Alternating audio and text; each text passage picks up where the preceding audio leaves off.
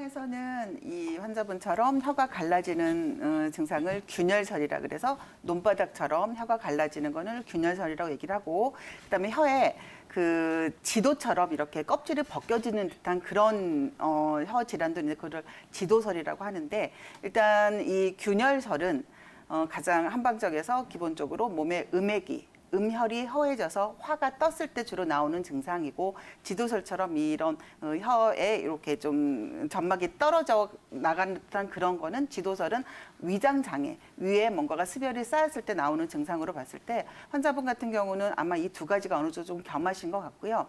사실 처음에 균열설이 나올 때는 통증도 없고 미각 이상도 없어요. 그런데 이것을 방치하면 그 갈라진 틈 사이로 음식물이 들어가서 그 음식물들이 염증을 일으켜서 이렇게 환자분처럼 뭐 매운 것을 먹었을 때 통증이 심해진다거나 이렇게 뜨거운 느낌, 그래서 아까 앞에서 원장님 말씀하신 대로 구각 자결감 증후군 같은 그런 질환으로 발전할 수가 있게 되겠죠. 그렇군요. 그런데 이렇게 혀 갈라짐 때문에 고생하시는 분들을 보면은 혀의 상태가 좀 다르잖아요. 네. 또 어느 곳을 눈여겨봐야 할지 그런 것들을 좀 알아보면 좋을 것 같은데, 이렇게 패인 깊이를 봐야 되나요? 아니면 어느 부분의 분포를 봐야 되나요?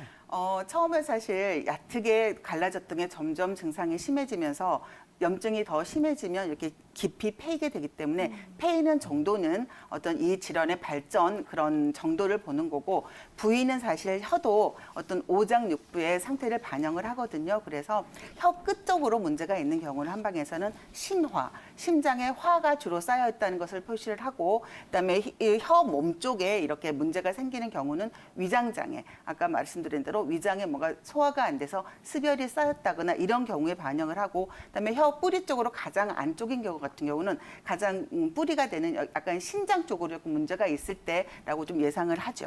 네, 패인 위치에 따라서도 다른 장기에 문제가 있을 수 있다라고 설명을 해주셨는데요. 뭐 혀 갈라짐뿐만이 아니라 혀와 관련된 질환들이 굉장히 많다고 알고 그렇죠. 있거든요. 다양한 질환들이 있죠. 네, 박순 원장님, 구체적으로 어떤 것들이 있을까요? 혀 질환을 일으키는 어떤 원인을 따라 조금 분리를 해보면, 구강 자체에 문제가 있는 경우에 구강 건조증이라든지 아니면 잘못된 습관이 있으면 혀를 주로 내민다거나 아니면 주무실 때 입을 벌리고 이렇게 주무시게 되면은 혀가 자꾸 마르게 되죠. 이런 증상은 구강 건조증을 야기를 하고, 그다음에 틀니나 어떤 보철물이 조금 잘못되었을 때도 사실 혀 질환을 유발할 수가 있고요.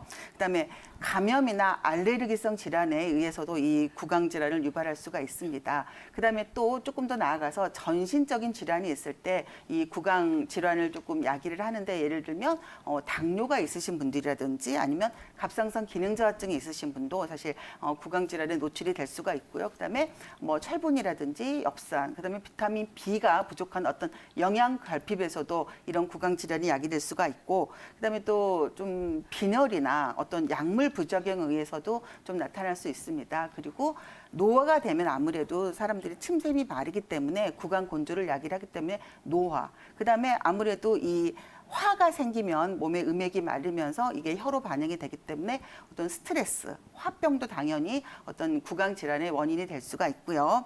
그다음에 또 습관적으로 너무 차갑거나 뜨거운 음식물을 많이 드셨다거나 아니면 과음을 하신 분들도 술이 계속 혀에 자극을 일으켜서 질환을 유발할 수가 있고, 그다음에 또 마지막으로 너무 맵고 짜고 시고 이렇게 자극적인 음식이 혀 질환을 유발할 수가 있습니다.